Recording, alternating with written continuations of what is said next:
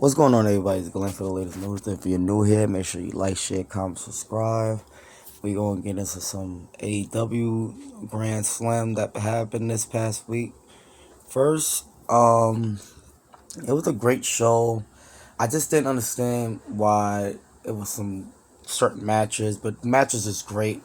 By the way, there's really some key points with Grand Slam. Great match by Nick Brian Danielson and Nigel. They had a great match.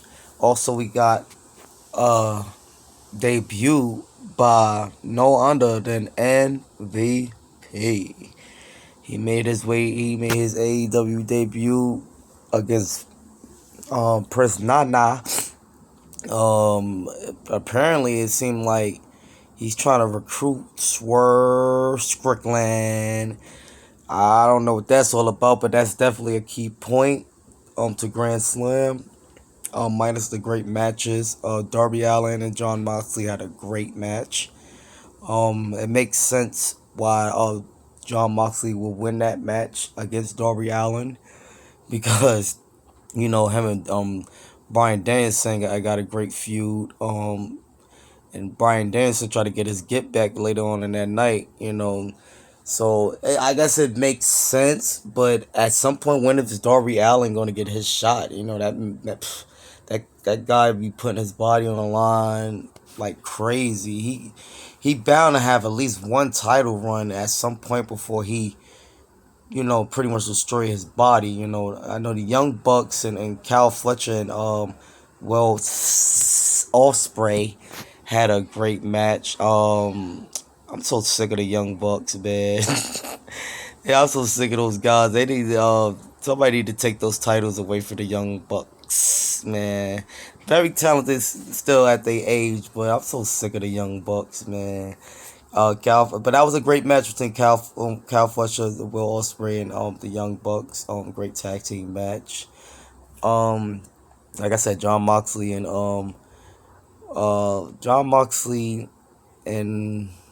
what's this guy name? And Darby Allin, yeah, had a great match. But I don't know, man. With AEW, it's just like hard to pinpoint what's happening. But like I said, they distract us with the great wrestling of the show. And as far as MVP making his debut, this set up for big possible things down the line because is Bobby Lashley about to make his way with MVP there? Along with Shelton Benjamin, I don't know, man. I know Cedric, it ain't gonna be him. He recently, not recently, but he signed a deal. His deal's still strong, so he's not gonna be a part of that. But overall, Grand Slam was great. It just like minus all the great matches, key points with MVP making his AEW debut with Personata with the message to Swerve Strickland. That's pretty interesting within itself. A key point of that night. Minus the great matches because like I said, it was just a bunch of matches that just I didn't know why they was happening. Minus the John Moxley and Darby Allin fight. But besides that, it was just really no key points besides MVP. Leaving a message for Swerve Strickland and Prince Nana. Pretty much bringing up bad management. He pretty much trying to say, I guess, Prince Nana is a bad manager for Strickland. He's not gonna continue to blossom with Prince Nana in this corner. So I'm guessing he giving Swerve Strickland some type of proposal for him to be managed by MVP, which will possibly lead to another Hart type of business faction somewhere down the line because it's set up for possible big things, man. That MVP is there. But we jumped to SmackDown. SmackDown was okay. Showed this really not much there either. Great matches between Carmelo Hayes and Andrade. They going on their seventh match now. Also, not Naomi and Bailey had a great match as well. But a key point here with the segment between the Viper Randy Orton, Cody Rhodes. Randy Orton was just trying to get a better understanding, like, of why is Cody Rhodes tagging with the Tribal Chief Roman Reigns. You know what I mean? And he just trying to figure that out. Like, yo, like, I'm a little confused of what's happening here. Why are you teaming with the man that caused us chaos for so many years? You know, so I mean, once Cody came out and explained himself, I guess it made sense. It did kind of make sense. That was kind of a great explanation. But I don't know if Randy Orton is like feeding into. I don't know. He seemed like he said he support of Cody, but I don't know. I don't think Kevin Owens still don't. He ain't riding with that bullshit. I don't know, man. It's still some mixed emotions there between KO and Cody Rhodes. As far as Randy Orton, I don't know if he playing. I don't know what type of role he playing in this whole thing because we trying to pinpoint on who gonna make this heel turn. Hell, even people feel like Cody Rhodes gonna make the heel turn, which really wouldn't make sense for Cody Rhodes to turn heel. It would definitely have to be between Randy Orton and Kevin Owens. It's just the question is which one of them is going to is going to be because it's definitely a tease. You know, as far as with Randy Orton, one of the explanation and with Kevin Owens pretty much didn't want, you know, Cody Rhodes was involved in a match with the Bloodline that night. You know what I mean? And then which failed anyway because you know Randy Orton pretty much wanted Cody Rhodes out there, but it kind of cost them the match with Cody Rhodes being out there. So I don't know. Cody Rhodes kind of hurt his average with coming out there, I guess, but he was just making sure he had their back. I mean, I can't really blame Cody for that, you know what I mean? So, it just got real heated with them, but, uh, you know, Randy Orton was able to diffuse the situation between the two, you know, within that night. But it's definitely gonna be somebody about to turn a heel, turn they teasing Kevin KO a lot. Hell, even I feel like with I feel like Naomi definitely because since she been back, she ain't really been having. They ain't really been booking her, you know, as a winner. So I even see her making a possible heel turn for Naomi. You know, her and Bailey had a great match, but I mean, a lot of people feel like Naomi since she been back, she ain't been getting no great opportunities, you know. And I agree, she have not been getting no great opportunities, you know, no real shot. I mean, her and Bailey went against each other for the number one contender spot, but I didn't think Naomi was going to end up winning, you know.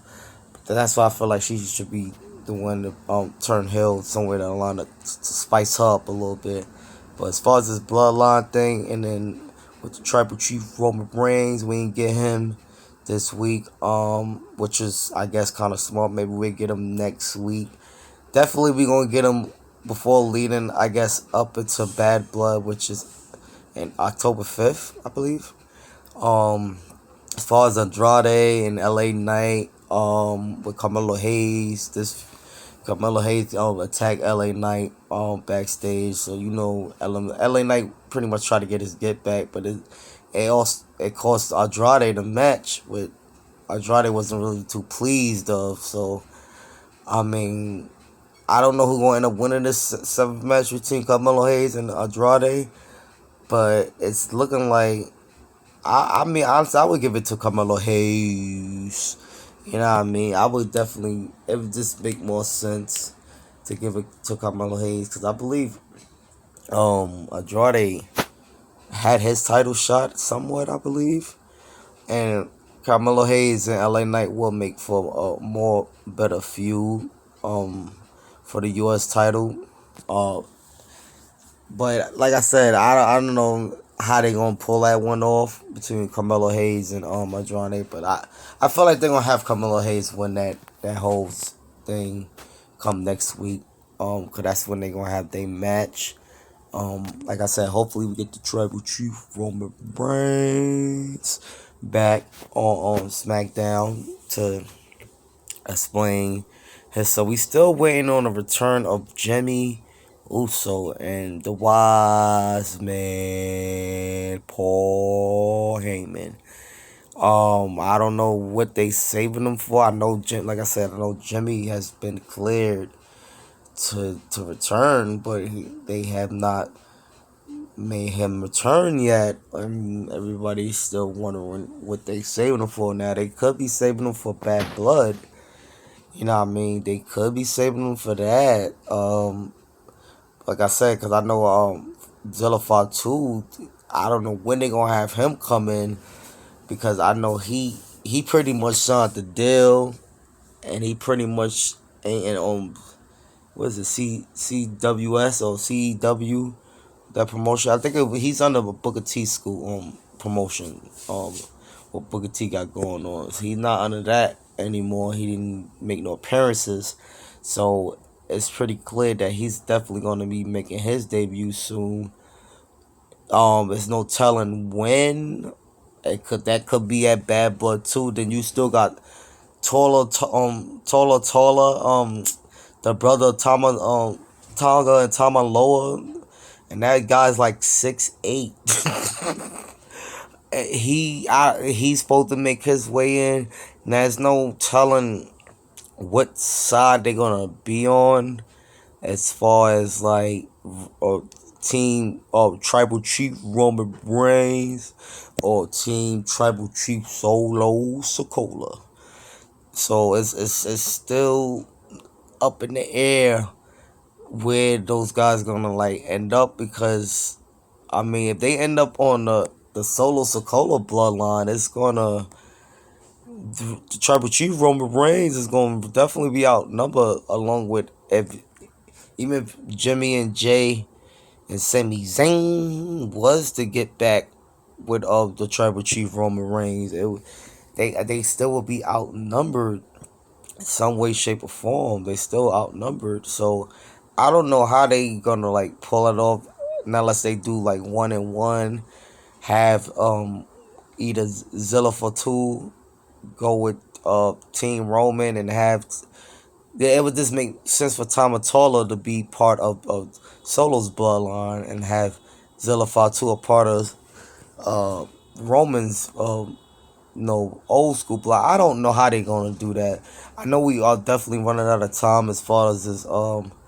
We got War Games coming up real soon, and then still no Jimmy, no Wiseman. Jay is now Intercontinental Champion. He got his thing. He got his own thing going. Sami Zayn about to go for the WWE Championship. So that, all those things is just like prolonging things right now, as far as where everybody expect to be at. Supposed to take place at War Games, like Survivor Series or something like that. So I don't know, man. I don't know. They, like I said, they still got time. But we don't want them to actually, or I don't want them to actually rush things. I don't know how everybody else will feel about it. I actually want them to, play into the story as long as they could, and not rush into things. I'm pretty sure a lot of people feel like that too. Don't want them to really rush into things, as far as the story, because it's like the one of the biggest stories of like the last almost 5 years, since 2020. Like, it's this, the bloodline story has been going on for almost 5 years and counting. You know what I mean? So, and it's definitely like one of the biggest stories, if not, of the past 5 years. So I don't know, man. I mean, it's definitely starting to run up a course a bit, especially with, as far as with Cody Rhodes, Randy Orton, KO. Like, I'm a little sick of them going against those guys. At the WoW, it's gonna have to run its course. I mean, not to say that I'm bored with it, because it's definitely, the team is there, but at some point they you don't have to go after somebody else, or just something. I don't know. No, that's definitely gonna end up happening once either KO or Randy Orton do this heel turn. Cause you already know they're going to at the Cody's Universal Championship somewhere down the line. Um, it's still up in the air who's it gonna be.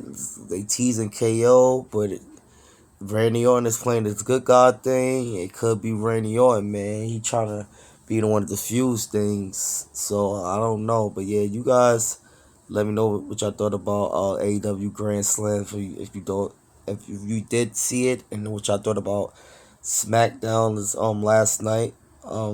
It was a alright week of wrestling, and like I said, AEW. I don't know key points there, but they still got some work to do.